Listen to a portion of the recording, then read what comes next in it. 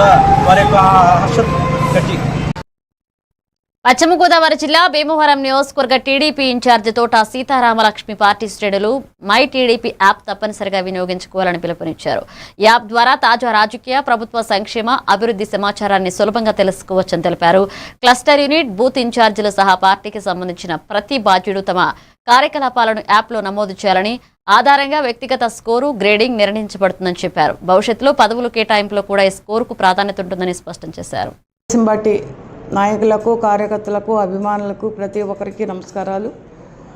మన జాతీయ అధ్యక్షుడు ముఖ్యమంత్రి చంద్రబాబు నాయుడు గారి ఆదేశాల ప్రకారం మనం ఎన్నో కార్యక్రమాలు చేస్తున్నాం. ఈ రోజున పార్టీ అధికారంలోకి వచ్చి 2 సంవత్సరాలు, దాదాపుగా 2 సంవత్సరాలు అయింది.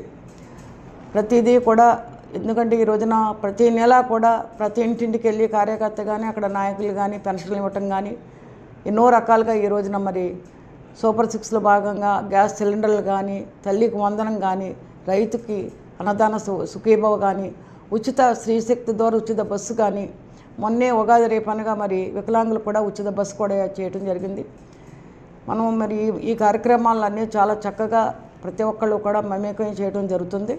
ముఖ్యంగా దీని ముఖ్య ఉద్దేశం ఏంటంటే, ఈ మై టీడీపీ యాప్ అనేది గూగుల్ ప్లేస్లో స్టోర్ చేసుకున్నట్టయితే మరి మనం చేసే ప్రతి కార్యక్రమం కూడా ఈ మై టీడీపీ యాప్ ద్వారా మరి ప్రజల్లోకి వెళ్ళటం జరుగుతుంది.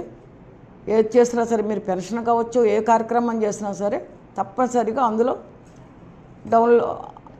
ముఖ్యంగా మనం చేసే కార్యక్రమాలన్నీ కూడా అప్లోడ్ చేసినట్టయితే ఫోటోలు కావచ్చు, కార్యక్రమాలు కావచ్చు, ఏది చేసినా సరే అందులో చేస్తేనే మన పార్టీకి మనం చేసినట్టుగా, మీరు చేసినట్టుగా ఉంటుంది. కాబట్టి తప్పనిసరిగా మేము కోరేది, తప్పనిసరిగా ఈ మై టీడీపీ యాప్ ఏదైతే ఉందో మీరందరూ. పశ్చిమ గోదావరి జిల్లా